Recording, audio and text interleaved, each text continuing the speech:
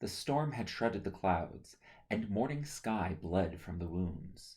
Mists touted in trails from every crack and puddle on the ground, and those with a keen eye and curious nature could have been tempted to spend the morning distinguishing evaporating dew from the smoke of a gnome's chimney. The fog softened the burning orange sky and made it creamy with haze. There was an incessant rustle from the rainwater as it drained down the leaves and branches into the black, loamy soil. Insects whirred with life, shaking off the showers and readying themselves for the day. It was going to be hot. Nicken could feel it as he drew in a breath. He could choke on the humidity.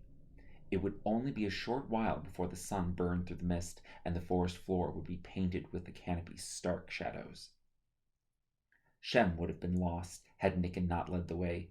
The forest was painfully monotonous. Miles of trunks faded through the distance, growing out of the underbrush and into the canopy, leaves above and below. Not a word had passed between Nicken and Shem. Their trek was littered with their spitted mutterings, a trail of curses and rants so thick with disgust that it could almost be followed. None of it was addressed to the other, however. I cannot believe this. Shem chewed bitter words between his gritted teeth before he spat them out. He turned and yelled, "This is what we get! Yes, of course!" His echo ricocheted through the trees, eventually answered by the cackle of some random bird. "No," Nicken sighed. "Changelings, the lot of them," Shem trailed on. "Come out here? A pest on them if I could. Damn it, why are we stuck?" Shem looked up. Everything was interrupted. Nicken was saddled on Ramses a few paces ahead, and beyond the dwarf was the fire pit where they had roasted sausages the evening before. The echo of laughter haunted this place. Those voices were silent now. The remorse and laughter could not be heard over the realization trampling over them. They stared at the space around the smoldering hearth. The carpet of leaf litter was torn by the trails of dragged feet. A few of the tent's posts were still standing, but many were snapped and scattered with a few other articles, some rope, a tarp, the overturned cases that once held their sparse supplies. The smiling faces that were supposed to greet them were all missing as well. Nasu, Karen, Eloise, Darrell, they were not there. Every expectation from the camp that might have consoled them was stolen and replaced by circling tracks printed in the leaf-strewn floor. Shem dropped from his saddle and stomped loudly into the ground. His fair complexion was lost in the flicker between sickly pale and furiously flushed. He opened his arms to plead with the dirt. What? What happened?" Nicken scowled condescendingly and rolled his eyes in disgust at Shem's disregard for the tracks pressed in the dirt. Shem continued planting his sarcasm and curses. Reason was broken to him. He saw only the distraught. "Come," Nicken chirped. "We go to west with the tracks." "Into the mountains?" Shem glowered. "Track some animal for miles only to find it feeding on their corpses, then make dessert out of us? I would rather walk to the Forbidden Canyon." "Come," Nicken barked. "We find the others." "You are a nit. They are dead. Cassandra is dead. My great-grandfather was right to think that the house of Hexen would fall. A witch's tongue is not worth half the crown it promises to pay. They've fallen, and I'll be glad to see their tracks in the demon's desert. I am off. I spit on their rain." Shem hacked up a wad of thick mucus, then shot it through his teeth. Shem's foot was in the stirrup of his unicorn before Nicken could utter another word, and the sound of the reins whipping against the steed's flank faded as Shem rode away. As the distance between them grew, Nicken found his mood lightened. He perused the battered campsite for more clues. Odd. There was only one set of tracks. Large, bisected ovals were stamped deeply into the mud. It was clearly cloven-hoofed and heavy. It had whirled around the campfire, only treading once with a single hoof in the pit itself. Ashes stained the prints of its next few steps in its dance around the campfire. The soldiers' footprints were not spaced correctly to suggest flight or fight. In fact, they were hardly visible.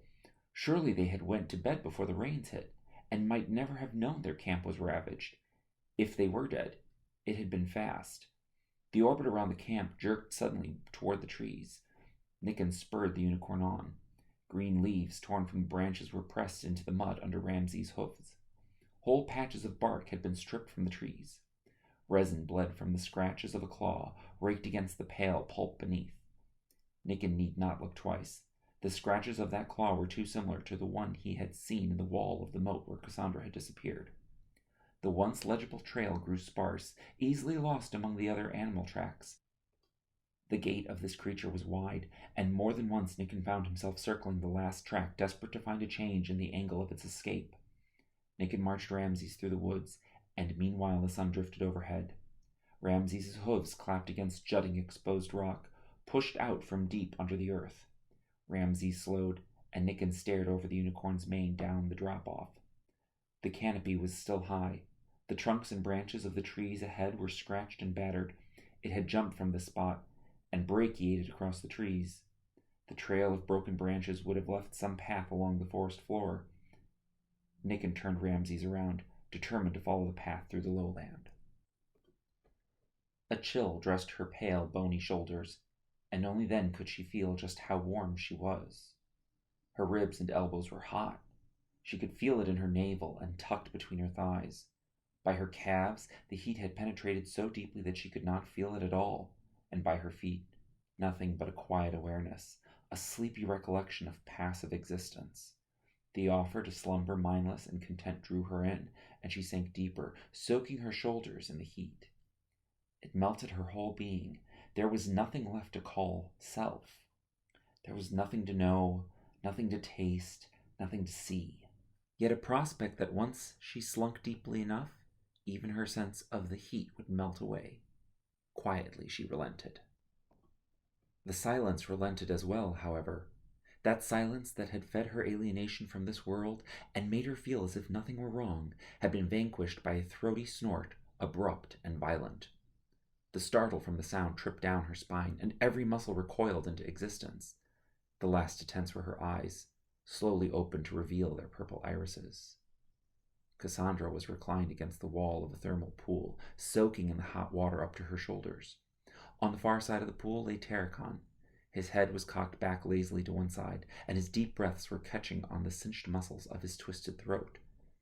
Now that she was awake, his snores were not so grating. She saw him differently here than she had ever seen him before. Blind comfort had left him naked and unguarded, stripped of every pretense and facade ever conjured to hide behind. He was exposed, weak, and utterly inviting. She wanted to wake each morning with those rustled whistles cooing her. She wanted to lay stripped and exposed just as he did, without fear and conscience. She could not imagine herself snoring as he did, not with that ease. The want for such serenity ached, and she craved him. No, not him. She craved what he had, and wanted what she did not have. A wave of nausea swelled in her as her guilt and greed scuffled over the right to desire. What right did she have to sleep serenely in arms that she enslaved? Could their scars ever serve as her pillow? Tarkon, she began. Why is a question she was not sure, as all of her strength would surely melt if he answered. I'm sorry. Sorry for throwing him away when she wanted him most? Sorry for letting him fall so that she could fly? Sorry for making him chase her on so many occasions, in so many different ways? Sorry for being a person who could let herself do these things? So sorry. She was on her knees, leaning into him, taking him in all of his glorious silence, a glorious silence that she still wanted. A gasp was all she could steal through the suffocating guilt.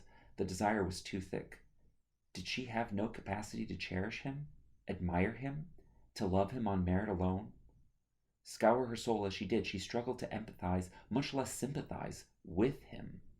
Instead, there were only moments she wanted, moments like this. They were sitting together, alone, unguarded, and she could stare forever, incapable of knowing, but forever wanting of him. Damn it, say something, she demanded. A lucid moan shattered his silence, and a hoarse "What?" pierced Cassandra's sobs. She lifted her swollen, blushed eyes, and through her blotted tears she could see him turn a groggy cinnamon glance toward her. She needed courage. Her facade of strength had weathered in the barrage of confessions. She had no cover from his gaze. She was naked and unguarded. She had poured her heart out. Now she scoured the empty vessel for any meager measure, the tart swill of the courage she once had. Love would blanket no lie. I will only ever hurt you. Taking in her words only just as she said them, she could do nothing but stare aghast. A moment passed, and the only sound was of the hot water lapping against their skin. I will always let you, Tarakan said so plainly that it drew the princess's eyes to match his. Patience and boredom, pitiless acceptance glistened in his gaze. Just another thing to want. Had she no defenses against him? This warlock had entranced her. He unsettled her foundation and temper. The rafters of her lofty aspiration crumbled. She was falling for him. She was falling into him. She propped herself against him with shaking wrists. There was a disparity between her want to love and the justification to feel. She choked in the vacuum. It was not right. She took him by the shoulders, desperate to wrestle out from her smothering want of him. Tarakan beat back Cassandra's arms with a swift jolt, then took her in his own. If pain was the only feeling she could spare him, then let that be their reverie, for he would rather she feel something for him than nothing. She could not have decided. He needed to do it for her. The honor of a knight of Hexen is earned in having served. He was there for her.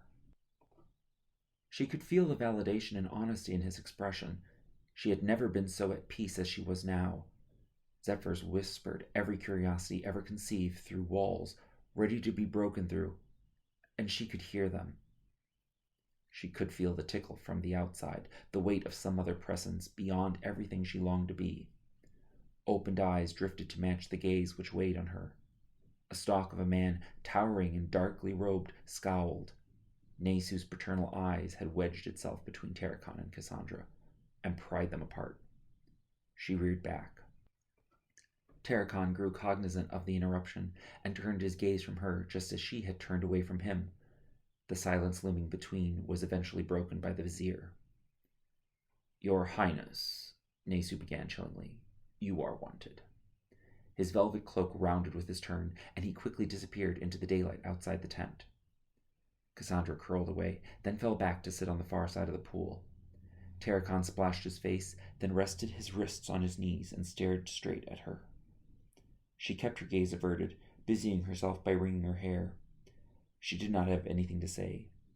She stood, stepped out of the pool, and dried herself with a towel that had been neatly folded on a bench. The vambraces, still latched around her wrists, unsettled her otherwise comfortable nudity. She would not have put them back on, but in her hurry to get dressed did not bother taking them off.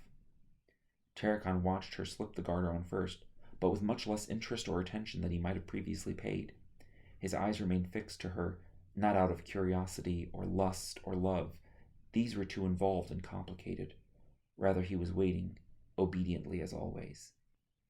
He watched Cassandra cinch the belt of the black silk skirt loosely around her hips, and he watched her lose her strength just as she began to fiddle with the diadem.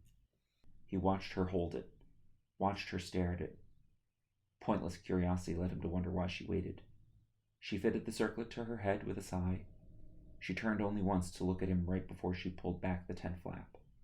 He was still sitting with his wrists on his knees. He did not have anything to say, not that it was his turn to speak, regardless. She bowed her head and stepped into the light. The stark sunlight had barely struck her shoulders for a moment when they were cloaked with black velvet. Nesu tugged even the nape, then turned his icy gaze from her. How dare you torment that boy? He spat. She was ambushed before she had any bearing. What? She was as lost as the context of his reproof. I should hope to die of shame if I behaved as you. What justice is there in making him want what you cannot offer? How can you hold out love for him when you have none to give? Nesu marched on. Cassandra entertained thoughts of heading back to the hot spring, but was leashed to the vizier by insult. You know my torment. How dare you berate my feelings? Cassandra charged. If not I, then who will? They deserve it. Ocean waves can be quelled, but not the heart of a witch. You can keep a fairy more easily than you can keep a witch's love. Feel what you like, but do not burden him with your temperament. Cassandra stomped after, racing to overtake Nesu. Do not take your quarrel with my mother out on me, she snarled. You are just incensed because he might have the courage and patience that you never had. Nesu stopped. Cassandra hiked further ahead, but stalled as soon as she lost her way. She turned and threw him an impatient glare. Her lilac scowl did not tremble his heart, but instead echoed in its emptiness. "Get in here," he ordered, nicking his chin toward the dark blue tent beside him. His tone was resolute, and Cassandra did not want to stoke his anger further. She stepped past him and entered the tent.